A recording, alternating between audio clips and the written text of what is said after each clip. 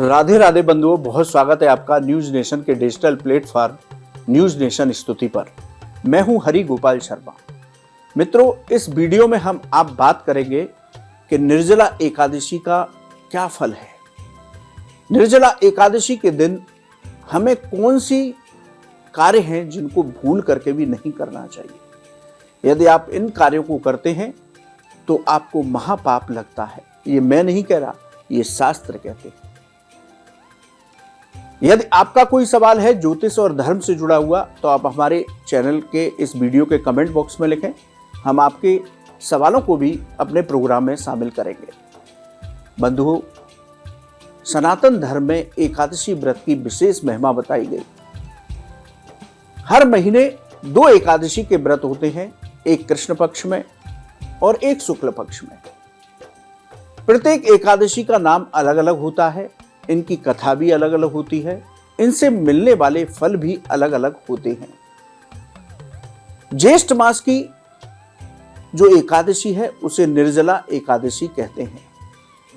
ये एकादशी इतनी दिव्य है कि निर्जल रह करके यदि इस एकादशी का व्रत किया जाए तो आपको पूरे साल की एकादशी व्रत का फल प्राप्त हो जाता है। इस निर्जला एकादशी की कथा में यह बताया गया है, पांडवों में भीमसेन ने भगवान वेद व्यास से यह सवाल किया कि हम एकादशी का व्रत नहीं रह पाते, हमारी माता हमारे भाई सभी इस एकादशी का व्रत रखते हैं, लेकिन हमसे भूख ही सहन नहीं होती, तो हमें भी कोई एकादशी बताइए या कोई ऐसा व्रत बताइए जिसको करने से हमें एकादशी का पूर्ण फल प्राप्त हो। तब भगवान वेद व्यास ने कहा कि ज्येष्ठ मास की जो शुक्ल पक्ष की एकादशी है, जिसे निर्जला एकादशी कहते हैं, इस एकादशी का आप निर्जल रह करके व्रत कर लीजिए तो आपको पूरे साल की 24 एकादशी का व्रत का फल प्राप्त हो जाएगा। तो भीमसेन जी ने भी इस एकादशी को व्रत किया, तो इस एकादशी का नाम निर्जला के साथ भीमसेन एकादशी भी पड़ गया। तो इस एकादशी की सनातन धर्म में इतनी महिमा है। इस दिन हमें भगवान लक्ष्मी नारायण, अपने इष्ट देव युगल सरकार श्री राधा कृष्ण और अपने गुरुदेव का पूजन करना चाहिए, उनके मंत्रों का जप करना चाहिए, अपनी सामर्थ्य के अनुसार दान देना चाहिए। इस दिन जल और ऋतु फलों के दान की विशेष महिमा है। ब्राह्मणों के दान के साथ ही आप गौशाला में दान दीजिए, अनाथालय में दान दीजिए, गरीब और असहाय बीमार लोगों को दान दीजिए, क्योंकि इन लोगों को दान देने से इनकी जो दुआ मिलती है उससे हमारे बहुत सारे कष्ट समाप्त हो जाते हैं। तो निर्जला एकादशी के दिन आप व्रत संकल्प लेकर के पूजा कीजिए। यदि आप निर्जल व्रत नहीं रह सकते तो कम से कम अन्न का सेवन इस एकादशी में मत कीजिए, ये शास्त्र कहते हैं। शास्त्रों के मुताबिक जो लोग इस निर्जला एकादशी पर अन्न ग्रहण करते हैं उनको पशु योनि प्राप्त होती है। तो इसलिए हमारा भी आपसे निवेदन है कि कम से कम निर्जला एकादशी के दिन जो 18 जून को है उस दिन आप अन्न ग्रहण न करें, ऋतुफल खाइए, दूध से बने पदार्थ खाइए। इस तरह से आप अपना दिन व्यतीत कर सकते हैं। अब बात करते हैं कि इस एकादशी के दिन हमें भूल कर भी क्या नहीं करना चाहिए जिससे कि हमें महापाप लग जाए। देखिए, एकादशी के दिन हमें शांत मन से रहना चाहिए। मन में चाहे आप कुछ भी कर रहे हैं, लेकिन हरि नाम संकीर्तन चलता रहना चाहिए।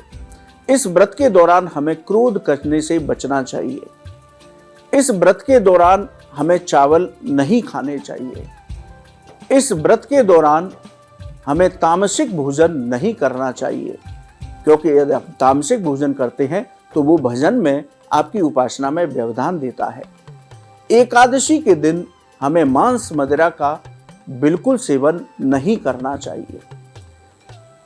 निर्जला एकादशी के दिन हमें अपने बाल और अपने नाखून नहीं काटने चाहिए। साथ ही महिलाओं को सिर भी नहीं धोना चाहिए। एकादशी के दिन आप तुलसी जी की पूजा करें, लेकिन ना तो तुलसी जी को जल अर्पित करें और ना ही तुलसी तोड़ें, ना उनका स्पर्श करें, क्योंकि तुलसी जी श्री हरि की अर्धांगिनी है। वो स्वयं भी एकादशी का व्रत पारायण करती हैं, ऐसा शास्त्र कहते हैं।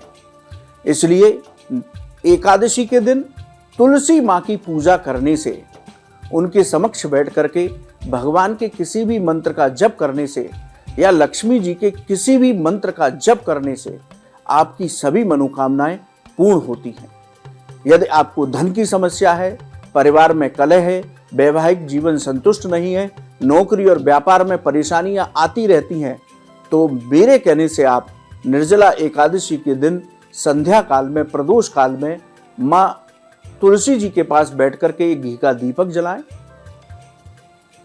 भगवान नारायण की कृपा पाना चाहते हैं तो ओम नमो भगवते वासुदेवाय इस मंत्र का जप करें उनके समक्ष बैठ करके एक माला।